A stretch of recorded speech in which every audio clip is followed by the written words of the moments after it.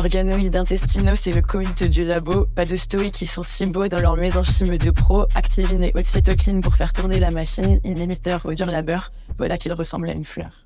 Ce rap, c'est le rap des organoïdes de Lisa, dont les travaux de recherche s'intéressent justement à ce sujet. Et quand on a commencé notre enquête, on arrivait là, on n'avait clairement pas ça en tête. Alors on vous emmène dans notre quête.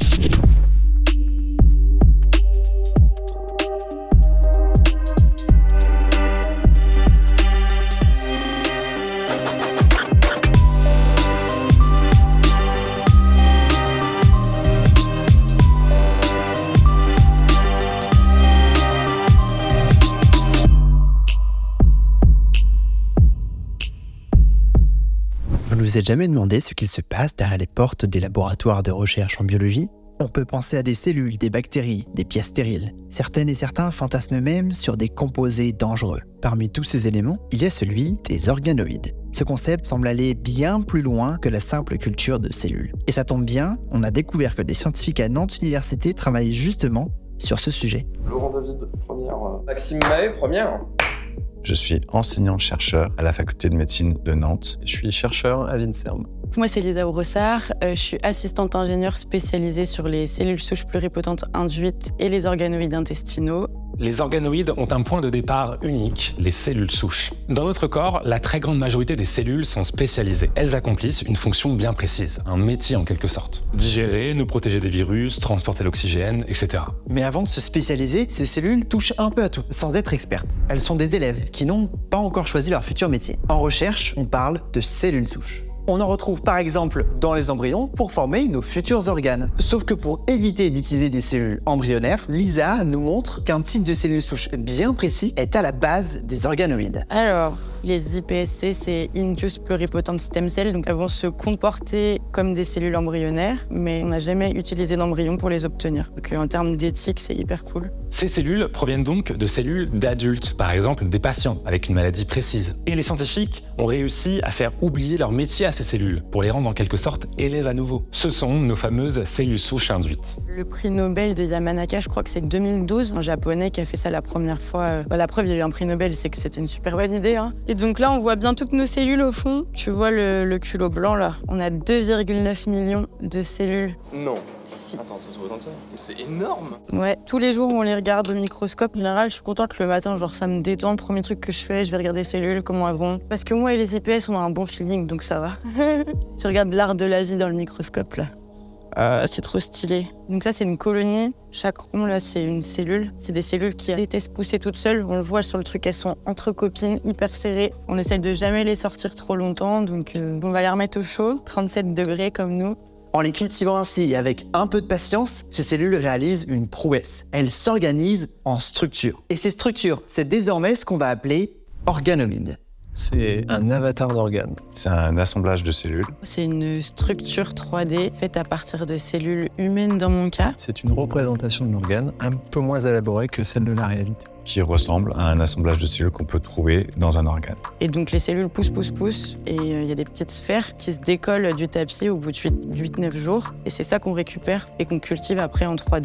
Les premiers organoïdes sont générés en quelques mois. Moi, j'ai cultivé des organoïdes intestinaux jusqu'à 4 mois.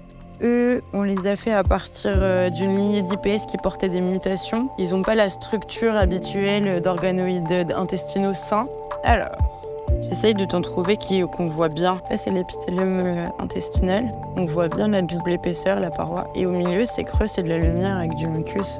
Et autour, là, il y a des précurseurs de cellules de muscles et des précurseurs de neurones, on voit. Sur l'autre microscope, on a des photos qu'on a prises d'organoïdes qu'on a fait à partir de lignées saines, donc qui n'ont pas de mutation. Déjà, on voit la différence. Au même stade de culture, il est 10 fois plus gros, il sort du champ du microscope. Tout ce qui est marron foncé, c'est les précurseurs du muscle qui sont autour. Et à l'intérieur, il y a l'organoïde d'intestin. Sur celui-là, qui était vachement gros, on le voyait à l'œil nu bien. On voit la croissance en 5 jours entre cette photo et celle-ci. Hop, tout ça, ça a poussé en fait.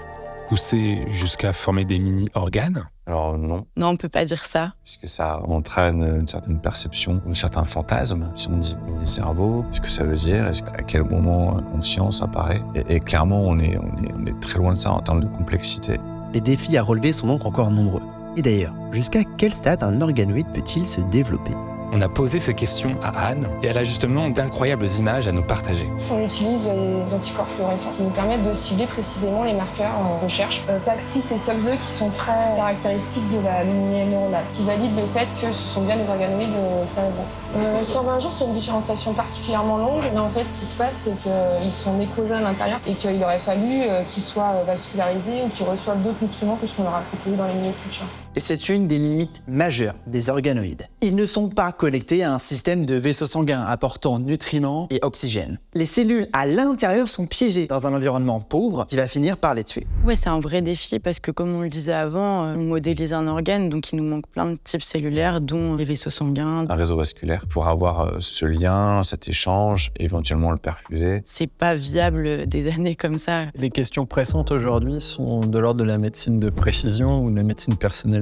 À l'avenir, ce qu'on peut éventuellement envisager, c'est utiliser ces organoïdes comme remplacement d'organes. Aujourd'hui, on est capable de générer des organoïdes provenant du patient. Et ces répliquants, on va pouvoir mettre différentes chimies, différentes molécules, des traitements qui existent ou en développement et qui vont nous permettre de définir une ligne de traitement qui est appropriée au patient. L'idée, c'est d'être le plus proche de la réalité, en sachant que là, ce qu'on cherche à voir sur ces organoïdes-là, c'est des patients en fait autistes qui présentent des troubles importants pour avoir la réponse sur l'organisation qui était normale ou anormale. C'est des projets qui sont longs, parce qu'en fait, entre le moment où on reçoit le sang du patient et l'imagerie, il y a presque un an de manip comme ça.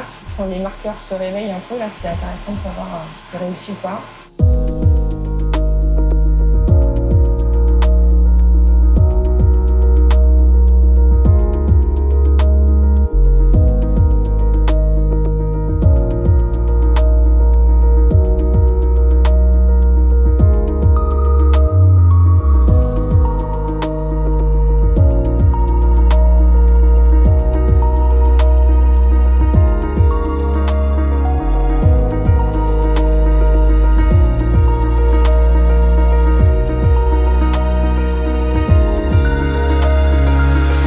C'est vraiment des champs d'investigation qui sont en plein essor, aller explorer des territoires inconnus. Les organoïdes ont permis justement d'explorer de nouvelles frontières scientifiques, je pense.